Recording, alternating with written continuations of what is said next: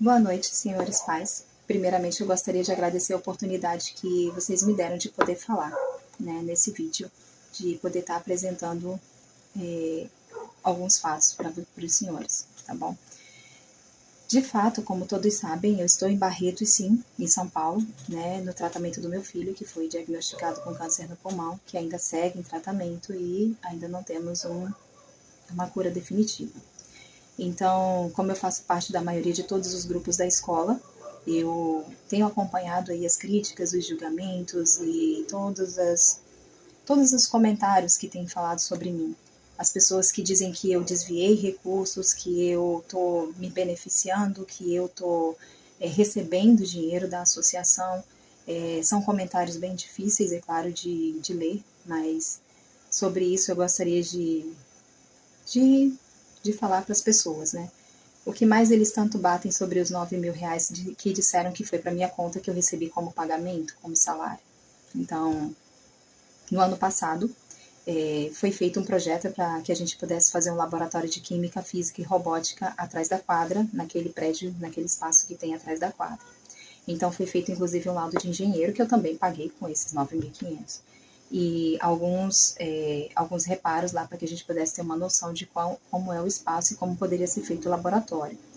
Por questões administrativas e jurídicas, não foi permitido fazer o laboratório, porque, como todos sabem, o terreno foi penhorado, né, na justiça pela Chile, então não é possível estar fazendo novos empreendimentos ali, ampliações do Colégio Tiradentes, apenas pequenas reformas, pequenos reparos. A gente precisaria de documentação do terreno para isso. E então sobrou um valor de 9.520 na conta do professor, para onde foi repassado. E esse professor passou esse valor para minha conta pessoal, não a conta que eu uso, mas uma conta que eu abri para essa finalidade. Esse valor ele só foi repassado para minha conta, ele não foi para o Itaú, porque o Itaú estava bloqueado. Todas as contas de recursos extra-orçamentários e recursos públicos estavam bloqueadas por causa da mudança de gestão. Então, como todos sabem, leva um bom tempo para que o banco e o cartório aceitem toda a documentação necessária para a gente poder estar acessando essas contas. Então, eu não tinha acesso à conta do Itaú e eu precisava pagar os funcionários que trabalharam em dezembro. Então, esse recurso foi utilizado para isso, tá? Eu tenho como comprovar. Todos os comprovantes do extrato bancário saíram para a conta desses professores, desses profissionais que trabalharam, tá bom? E sobre essa prestação de contas, os professores que receberam esse valor, eles chegaram sim a comentar, né? E eles falam para quem precisar ouvir que de fato eles receberam esse valor e receberam dessa conta que todos dizem aí que foi, né, salário para mim.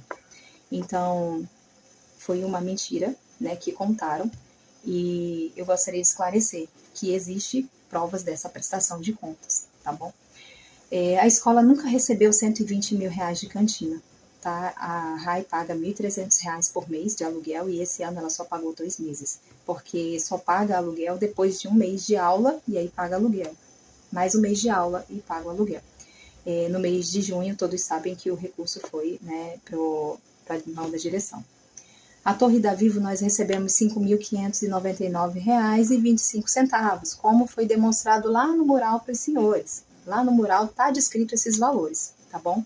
Com esse valor eu pago o professor de matemática e pago os professores substitutos da escola, inclusive o professor de educação física do Fundamental 1. Inclusive, no mês de abril foi pago 2 supervisores, porque estávamos sem supervisores, o Fundamental 1 e o Fundamental 2. E assim foi utilizado para poder estar suprindo essa falta, ainda que suprir de forma mínima, tá?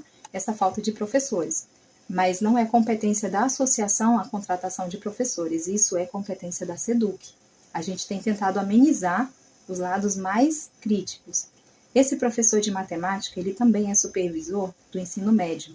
Então, quando o diretor fez a solicitação de que a gente utilizasse esse recurso para pagar a formatura do ensino médio, ou fez uma assembleia para que vocês pudessem votar isso, a gente não concordou, né, claro, até porque se a gente usasse esse dinheiro para pagar a formatura, eles nem iam se formar, porque ia ficar sem o professor e sem o supervisor do ensino médio. Então, a gente optou por continuar com o plano de ação da direção executiva, que era pagar o professor, que era a prioridade. Então, nós temos ainda 90 associados contribuintes, tá? Os 90 associados contribuem regularmente e têm ajudado a suprir todas essas falhas mais urgentes da escola, tá? Os funcionários que nós temos lá são as 2 funcionárias só que ficam lá durante o dia para poder estar recebendo os professores, fazendo toda essa questão ali administrativa. Tem que ter alguém na associação ali todos os dias de segunda a sexta. Não tem como voluntários fazerem isso 24 horas do seu dia durante 4 anos seguidos sem receber o salário deles. A direção executiva, os membros da chapa não recebem salário. Nosso trabalho, de fato, é voluntário. Nunca recebemos por nada do que nós fazemos pela escola nem pela associação, tá? E não existe como as pessoas provarem alguma coisa contrária, porque ninguém nunca recebeu, tá? E assim, todas as coisas que falaram sobre mim, né, sobre os milhões que disseram que a escola deixou de ganhar ou que caiu na conta e depois voltou, eu não sei. Quem trabalha na SEDUC, quem trabalha com escolas, sabe que recurso nenhum chega em 2 milhões ali, chega 2 milhões de recursos para a escola. Todo mundo que trabalha com isso sabe que não é verdade, tá? As contas têm sim recurso, os recursos do PROAF regular, do PENAI e do PEALI desse ano caíram na nossa conta agora em junho. O PROAF regular caiu no dia 28 de junho. E é com esse recurso que a gente está fazendo os pequenos reparos da escola. Todos os programas, eles têm uma forma correta de gastar, de executar o recurso. Eu não posso executar de qualquer forma. Existe um plano de aplicação já previamente definido, que inclusive o plano de aplicação deste ano eu fiz com o diretor. Então, nós 2 fizemos o plano de aplicação do PROAF desse ano. E ele tem que ser executado da forma como foi feito, tá? E se ele disser que não sabe, eu tenho como provar, tá bom? Que foi feito em conjunto com ele.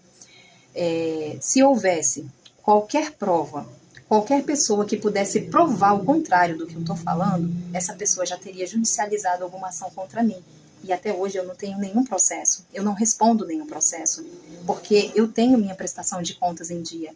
Eu tenho todas as notas fiscais dos serviços que foram feitos.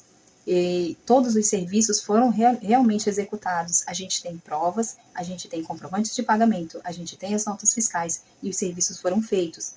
Falta material na escola, mas é porque a gente tentou fazer o máximo que podia com o mínimo de recurso dos pais, porque o recurso de manutenção da escola, eu volto a repetir, ele caiu na nossa conta só em junho desse ano, dia 28 de junho, e eu só podia executar ele depois do dia 1º, e assim está sendo feito.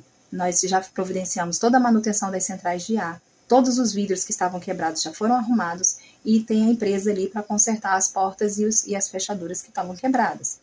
As reformas desse ano, elas tinham um projeto da SEDUC, os engenheiros fizeram um projeto de reforma do banheiro. Então a SEDUC manda os engenheiros, eles analisam o que é necessário na escola e executa exatamente o que os engenheiros disseram para executar. Eu não posso fazer nada além. E os recursos, eles têm essa finalidade, tá? Então, mais uma vez, eu peço para vocês que, se forem votar nessa Assembleia, que votem de forma consciente, que tenham essa conscientização de que existe um outro lado da história e me deem a oportunidade de prestar contas no final deste mês, como havia sido previsto pelo Conselho Deliberativo. Eu tenho como prestar contas e vou estar aí presente, apesar de ser um desafio muito grande, vou estar presente na Assembleia de Prestação de Contas no final desse mês, junto com a nossa direção executiva e o Conselho Deliberativo, para estar esclarecendo todas as dúvidas.